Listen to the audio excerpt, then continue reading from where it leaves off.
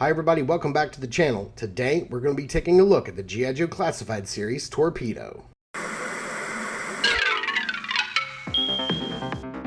If Saturday morning cartoons fueled your imagination as a kid and powers your action figure collecting now as an adult, then you're in the right place. Thanks for stopping by and welcome to Saturday Morning Toy Collector.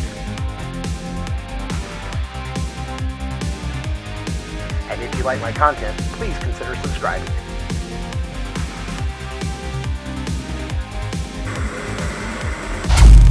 Alright, before we take a look at the front of the package, I did want to mention that if you guys haven't already added Torpedo to your collection and you're looking to buy him, and maybe you're looking to help out the channel in just a very small way, you can do so by clicking the link down in the description and buying this guy right now. He's in stock over at Amazon, and I will get a little proceeds from that, and that will help the channel out immensely. I'm trying to get in the Amazon approved whatever the associates program, but you got to have 3 qualifying purchases in the first 180 days, and I already have 1, so I just need 2 more people really to purchase something from Amazon that I post a link for. So if you want to add Torpedo to your collection and you haven't already and you want to help out the channel, please do so at the link below. Now let's take a look at this figure. Alright, taking a look at the front of the package here, you can see there's some really cool stuff going on. He's on the, like Torpedo here is on top of like a, presumably a Cobra submarine. He's got the Cobra eel monsters like coming out of the whatever these structures are in the background. I don't think they're connected to the submarine. There's something different. You can see all the stuff up in the right hand corner that he comes with. Some nice artwork, and then G.I. Joe Edward Torpedo Lealoa down in the bottom left, which is really nice. Flipping around here on the side, you can see he's number 73 in the line. That QR code is just going to take you to the G.I. Joe part of Hasbro's toy page.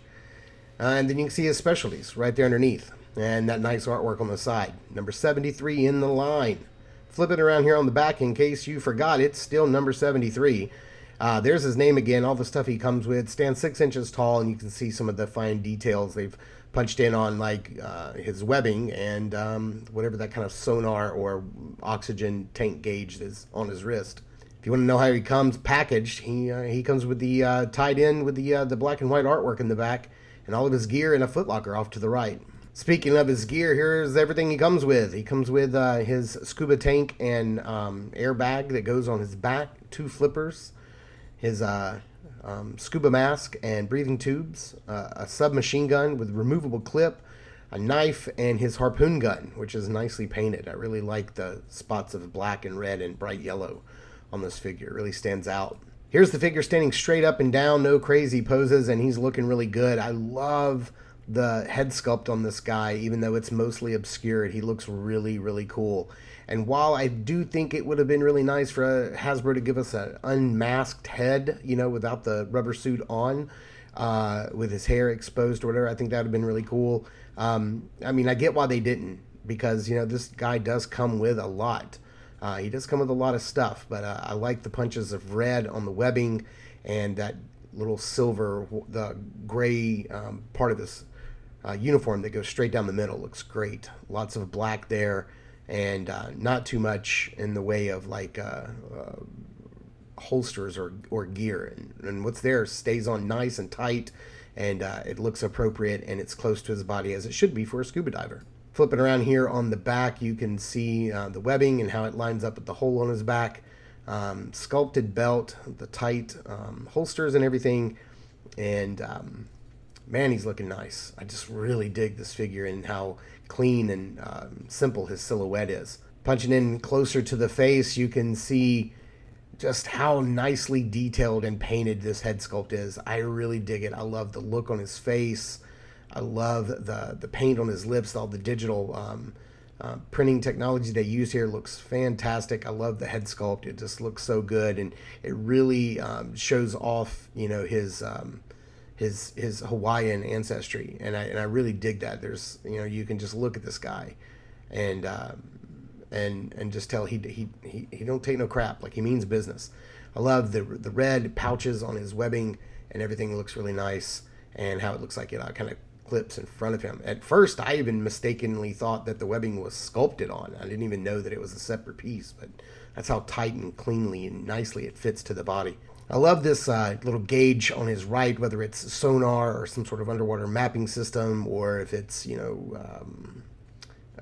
a radar, or if it's readouts for his air tank. Whatever it is, it looks really nice, and it's really cool, and I dig it.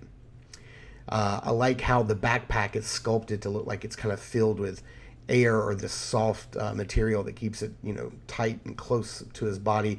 It looks really nice. It looks like it's semi-inflated. It's just sculpted plastic, but man, they did such a good job molding it. It just looks great. And here's what the mask looks like when you clip the hoses to the backpack and have it slung across his chest. Of course, when you get that mask on, it changes the look of this figure and just really brings this figure to life, much like Bazooka's helmet or Rock and Roll's helmet.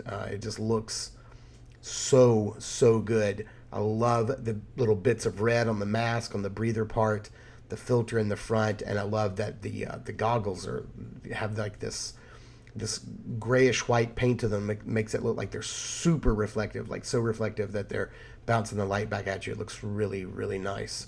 Okay, so let's take a closer look at how Torpedo here articulates. Like I said, this webbing on his chest is so tight and so compact that I didn't even notice at first that it was a separate piece. I actually thought it was sculpted on. I just thought it just give like a nice clean aesthetic and it wasn't moving around. But man, I was pleasantly surprised to find out that, yeah, it is indeed movable. The head can move up and down about that far, which looks really nice. It works well for an underwater character. He can crunch forward. Let's get this to click down. About that far, which is really great, and he can go all the way back, so you're going to get him in some really nice dynamic swimming poses. He can go up way more, a little bit better than a T-pose there, and the arms are, super movable, which is really good. It's got the upper bicep swivel, that double jointed elbows move freely and great. It does have that torso twist right there at the waist.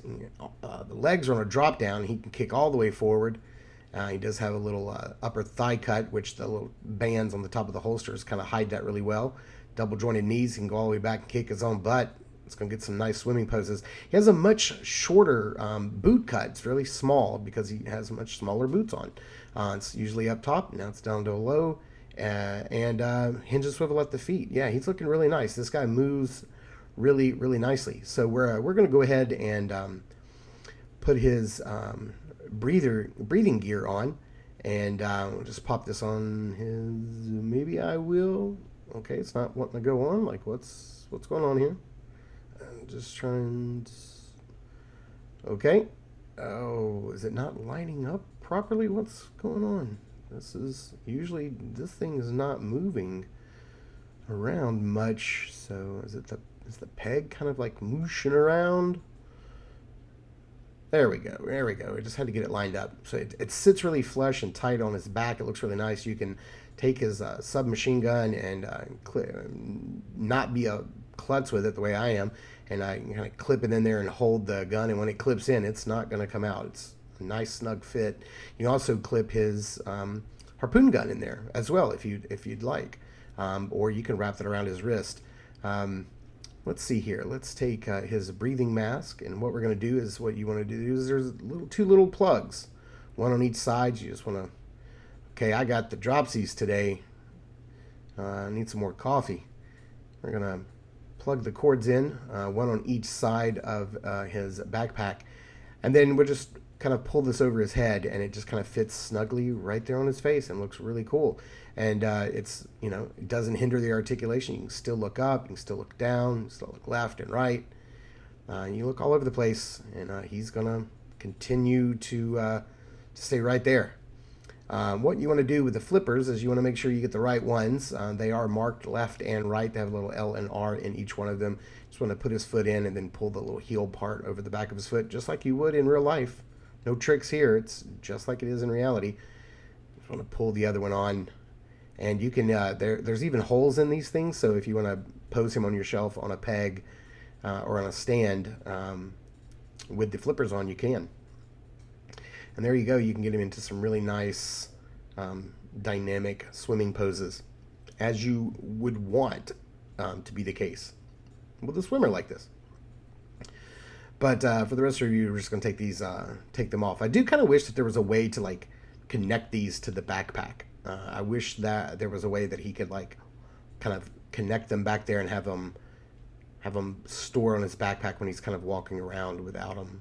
But he could just carry them and hold them in his hands, I guess, if he wanted him to. We're going to leave the mask on him because I think it looks really cool, and we're going to bring in a couple other Joes that we looked at this past week with Rock and Roll and our old buddy Bazooka. I just love these guys because I love how they kind of show off the different body types. You know, Torpedo here is shorter and thinner and a lot more skinnier than Rock and Roll, but also much smaller and shorter than Bazooka. He's much closer in scale and bulk to Rock and Roll, but still not as big and bulky as Bazooka, and I like that. I like that they're different body types, as there should be with these different Joes. So, all right, so let's get this guy under some lighting and see how he poses up.